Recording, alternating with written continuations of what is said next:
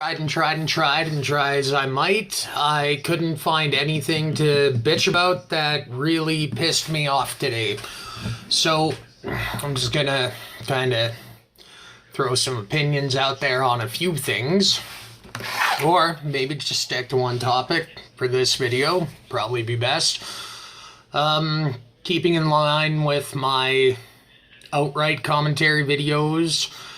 I saw something Sargon had put up today. Nice little video. I highly recommend that you go check it out because Sargon is pretty amazing, and I'm pretty sure that he was far more pissed off about it than I'm gonna be because I'm pretty tired. Joys of a day job. So it came out today that while the Labour Party was in power, the Rotherham grooming gangs had already started. And a memo was sent out from Home Office under direction from the Labour Party to ignore reports and that they were not to respond to reports or accusations of rape at the hands of Muslim grooming gangs. Now, I can understand why, it being close to home, Carl was quite upset. I would be too if I were to find out something like that was happening here in Canada.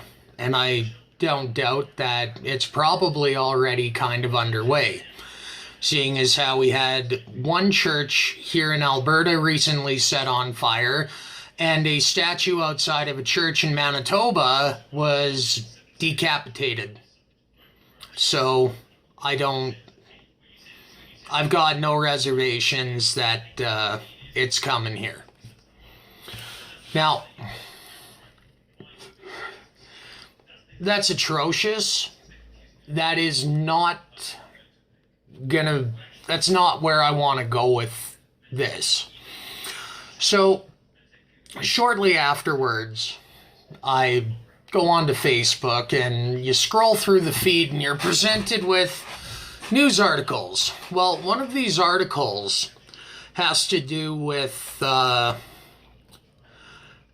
this sentiment from the Muslim community, or at least it's not an isolated case, that, they want to own property back home too, because there's some worry that they're going to be told that it's time to leave soon.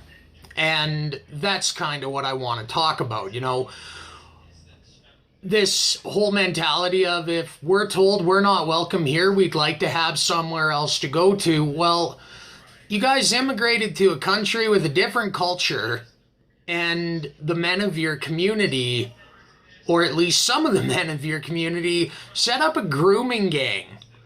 And while leaving the courts, or in the courts, these fucking dogs, because I'm not going to call them men. Men are better than that. These dogs outright say, no, they're just white girls. They're trash. They're worthless. That's what you're subjecting people to in their own home. And they don't have anywhere else to run to. That's what your culture and religion has inflicted upon the country that you've moved to. They don't have anywhere else to go to. They're already at home. And you're worried about being chased out of their home, so you want one to run back to? Here's a better idea. Maybe Islam needs to learn what moderatism is and learn how to be moderate and catch up with the rest of us in the civilized world of tolerance. Because when the actions of your own community have you worried that you're going to be dismissed back to whence you came, the fault is not on your hosts. And I think that if the Islamic community in England had any interest in doing anything other than just paying lip service and saying what's got to be said to get off the hook? I mean, yeah, sure, there's institutionalized issues with England, like the Labour Party covering up the proliferation of grooming gangs and telling the police not to investigate children of their citizens being raped and groomed into that lifestyle.